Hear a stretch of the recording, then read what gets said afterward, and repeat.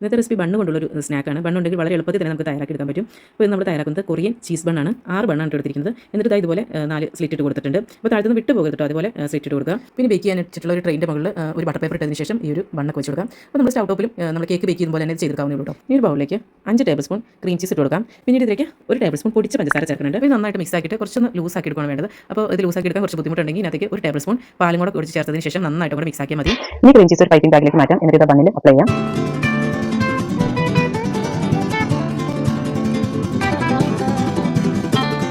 ഇപ്പോൾ ക്രീം നന്നായിട്ട് അപ്ലൈ ചെയ്തിട്ടുണ്ട്. ഈ ഒരു ബൗൾ എടുക്കാം. അതിലേക്ക് 2 ടേബിൾ സ്പൂൺ ബട്ടർ ചേർത്ത് കൊടുക്കാം. ഞാനൊരു സോൾട്ടഡ് ബട്ടറാണ് എടുത്തിരിക്കുന്നത്. ഇനി 1 ടേബിൾ സ്പൂൺ വെളുത്തുള്ളി ചെറുതായിട്ട് അരിഞ്ഞത്, 2 ടേബിൾ സ്പൂൺ മല്ലിയില അരിഞ്ഞത് കൂടി ചേർക്കാം. കൂടെ തന്നെ ഒരു മുട്ടയും കൂടി നിരത്തി ചേർക്കാം. മുട്ട വേണ്ടെങ്കിൽ അത് സ്കിപ്പ് ചെയ്യാവുന്നേ ഉള്ളൂ കേട്ടോ. പിന്നീട് ഇത് നന്നായിട്ട് കൂടെ മിക്സ് ആക്കി എടുക്കാം.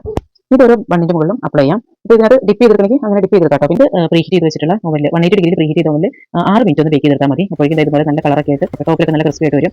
നല്ല ടേസ്റ്റ് ആയിട്ടുള്ള ഒരു പലഹാരം ഉണ്ട്. ഗസ്റ്റൊക്കെ വരുമ്പോഴൊക്കെ കൊടുക്കാൻ പറ്റിയ നല്ലൊരു പലഹാരമാണ്. അതെല്ലാവരും തയ്യാറാക്കി നോക്കുക. ഈ റെസിപ്പിയെക്കുറിച്ചുള്ള അഭിപ്രായങ്ങൾ കമൻസിലൂടെ അറിയിക്കുന്നത്.